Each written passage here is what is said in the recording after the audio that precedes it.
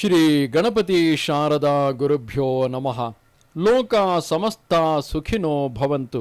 ಶ್ರೋತೃಗಳಿಗೆ ಸ್ವಾಮಿ ದಯಾನಂದ ಸರಸ್ವತಿ ಇವರು ರಚಿಸಿರುವ ವೇದ ಭಾಷ್ಯಗಳ ಕನ್ನಡ ಭಾಷಾಂತರವನ್ನು ಆಧರಿಸಿ ಯಜುರ್ವೇದ ಮಂತ್ರಗಳ ಪರಿಚಯವನ್ನು ಮಾಡಿಕೊಳ್ಳುವ ಈ ನಮ್ಮ ಕಿರು ಪ್ರಯತ್ನಕ್ಕೆ ತಮಗೆ ಆದರದ ಸ್ವಾಗತ.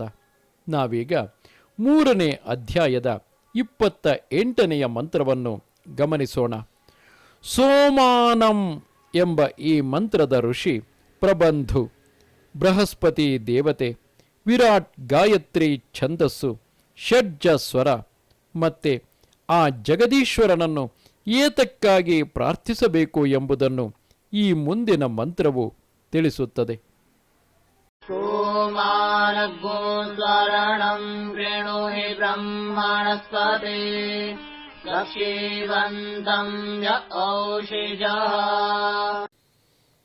ಈ ಮಂತ್ರದ ಪದಶಃ ಅನ್ವಯಾರ್ಥವು ಹೀಗಿರುವುದು: ಸೋಮಾನಂ, ಔಷಧಿಗಳ ಸಾರವನ್ನು ಹೊರತೆಗೆದು ಉಪಯೋಗಿಸುವವನನ್ನಾಗಿಯೂ ವಿದ್ಯಾಸಿದ್ಧಿಯನ್ನು ಪಡೆಯುವವನನ್ನಾಗಿಯೂ, ಸ್ವರಣಂ, ಸಮಸ್ತ ವಿದ್ಯೆಗಳನ್ನು ಪ್ರವಚನ ಮಾಡುವವನನ್ನಾಗಿಯೂ, ಕೃಣುಹಿ, ನನ್ನನ್ನು ಮಾಡು, ಅಥವಾ ಅಂತಹ ಪುತ್ರನು ನಮಗೆ ಉಂಟಾಗುವಂತೆ ಮಾಡು, ಬ್ರಹ್ಮಣಸ್ಪತೆ, ಸನಾತನವಾದ ವೇದಶಾಸ್ತ್ರಗಳನ್ನು ರಕ್ಷಿಸುವ ಪರಮೇಶ್ವರನೇ, ಕಕ್ಷಿವಂತಂ, ವಿದ್ಯಾಧ್ಯಯನ ಕಾರ್ಯಗಳಲ್ಲಿ ಉತ್ತಮವಾದ ನೀತಿಯುಳ್ಳವನನ್ನಾಗಿ ನನ್ನನ್ನು ಮಾಡು, ಅಥವಾ ಅಂತಹ ಪುತ್ರನು ನಮಗೆ ಉಂಟಾಗುವಂತೆ ಮಾಡು.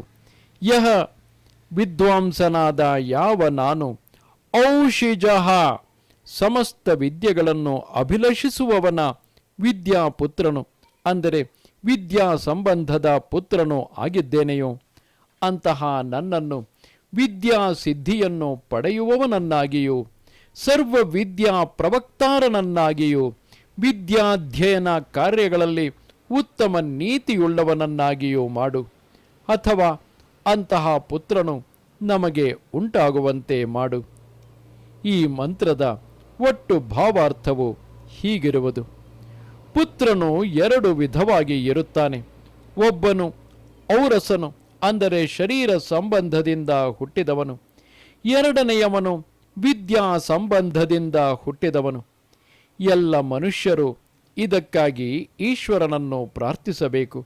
ಏಕೆಂದರೆ ನಾವು ವಿದ್ಯೆಯಿಂದ ಬೆಳಗುವವರೂ ಸರ್ವಕ್ರಿಯಾ ಕುಶಲರು, ಪ್ರೀತಿಯಿಂದ ವಿದ್ಯೆಯನ್ನು ಅಧ್ಯಾಪನ ಮಾಡುವವರು ಆದ ಪುತ್ರರಿಂದ ಕೂಡಿದವರಾಗಿ ಇರಬೇಕು. ನಮಸ್ತೆ ಶಾರದೆ ದೇವಿ ಕಾಶ್ಮೀರ ಪುರವಾಸಿನಿ, ತ್ವಾಮಹಂ ಪ್ರಾರ್ಥೆಯೇ ನಿತ್ಯಂ, ವಿದ್ಯಾದಾನಂಚ ದೇಹಿಮೆ. ನಮಸ್ಕಾರ.